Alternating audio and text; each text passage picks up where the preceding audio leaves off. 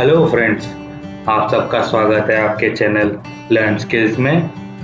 तो आज हम देखेंगे कैसे माइक्रोसॉफ्ट एक्सेल में कंडीशनल फॉर्मेटिंग का उपयोग करते हैं। अगर आप चैनल पर पहली बार आए हैं तो नीचे दिए हुए सब्सक्राइब बटन को जरूर क्लिक कीजिएगा, क्योंकि हम एक्सेल से जुड़े नए वीडियोस रोज अपलोड करते रहते हैं। तो आइए शुरू करते हैं। जैसा कि हम देख सकते हैं, ये एक सैंपल डेटा है जिसमें कंट्री वाइज डेटा मौजूद है, जैसे कि लैंड एरिया, पॉपुलेशन, जीडीपी। अगर हमें ये देखना है कि कौन कौन से सेल्स में जीडीपी की वैल्यू 10,000 से ज़्यादा है, सबसे पहले हम डेटा को सेलेक्ट करेंगे।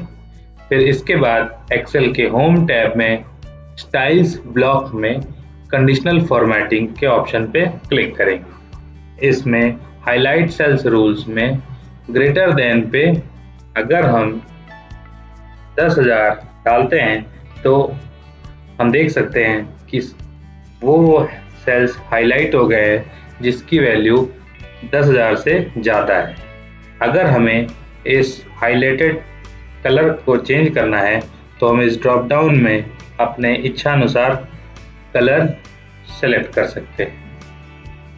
इसके बाद जब हम ओके करेंगे तो ये वो वाले सेल्स हाईलाइट हो गए हैं जिसमें वैल्यूज 10,000 से ज़्यादा है।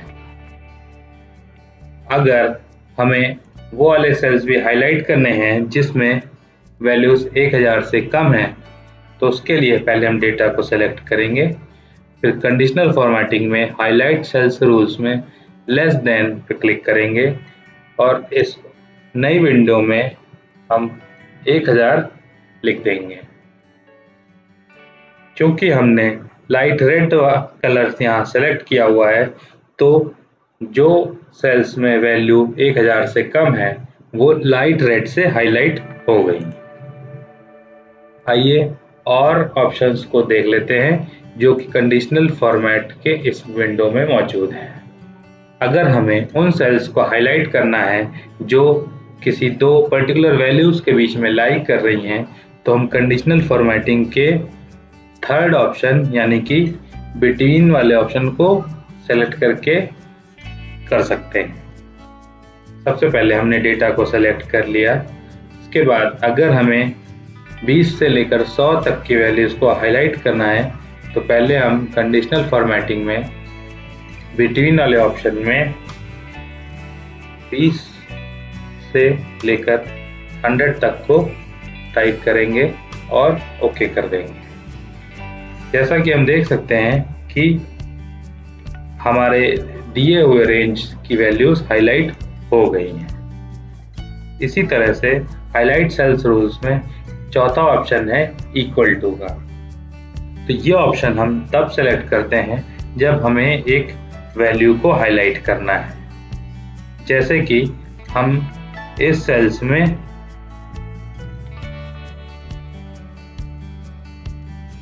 अगर 4460 को हाईलाइट करना चाहते हैं और इसका कलर हमने ग्रीन सेलेक्ट कर लिया है, तो 4460 वैल्यू हाईलाइट हो गई है। कंडीशनल फॉर्मेटिंग में ये पांचवा ऑप्शन है टेक्स्ट दैट कंटेन्स। ये हम तब यूज करते हैं जब हमें टेक्स्ट में कुछ सर्च करना है और वो वाले सेल्स को हाईलाइट करना है जिसमें वो वैल्यू मौजूद है। जैसे कि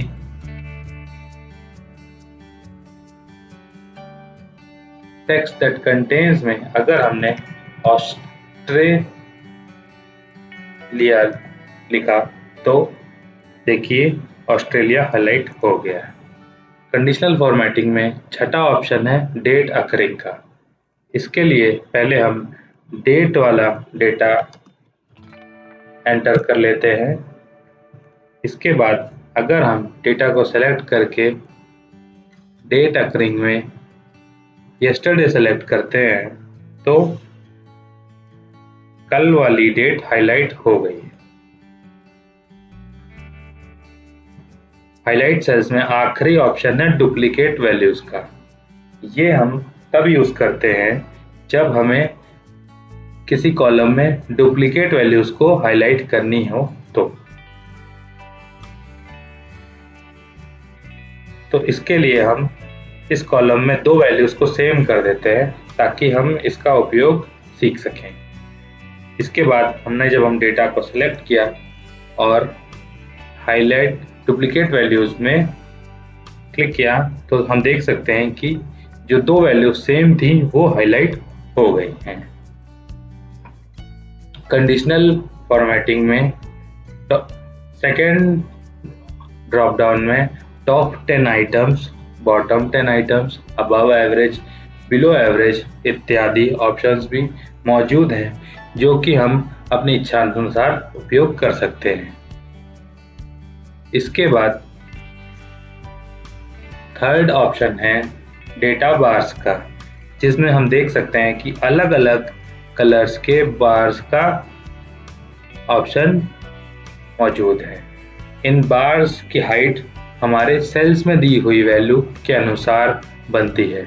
जैसा कि हम देख सकते हैं कि 7682 सबसे बड़ा नंबर था हमारे इस कॉलम में, इसलिए इस सेल में सबसे ज़्यादा लेंथ का बार बना है और चूंकि सबसे कम वैल्यू 1 थी इसलिए इस बार की हाइट सबसे कम है। अगर हमें पहले से दी हुई कंडीशनल फॉर्मेटिंग को हटाना है तो पहले हम डेटा को सिलेक्ट करते हैं, फिर कंडीशनल फॉर्मेटिंग में क्लियर रूल्स में जाके clear rules from selected cells वाले ऑप्शन को सिलेक्ट कर लेते हैं। जैसा कि हम देख सकते हैं कि इन सेल्स में से कंडीशनल फॉर्मेटिंग हट गई है। अगर हमें सारे सेल्स में से कंडीशनल फॉर्मेटिंग हटानी है तो क्लियर रूल्स में से clear rules from entire sheet को सेलेक्ट कर सकते हैं। इससे पूरी शीट में से सारी कंडीशनल फॉर्मेटिंग हट गई है। अब अगर हम डेटा को सेलेक्ट करते हैं और कंडीशनल फॉर्मेटिंग में कलर स्केल्स वाले ऑप्शन में पहले स्केल को सेलेक्ट करते हैं तो हम देख सकते हैं कि सबसे ज़्यादा वैल्यू ग्रीन में कलर हो गई है और सबसे कम वैल्यू रेड कलर में कलर हो गई है। और इसके बाद हर वैल्यू कितनी ज़्यादा डिफरेंट है उसके अकॉर्डिंग येलो के अलग अलग शेड्स से कलर हो गई। कंडीशनल फॉर्मेटिंग में ये पांचवा ऑप्शन है आइकन सेट्स का, जो कि कलर स्केल के जैसा ही बिहेव करता है, बस इसमें पूरा सेल कलर ना होके जो हम आइकन्स यूज करते हैं वो आते हैं। जैसा कि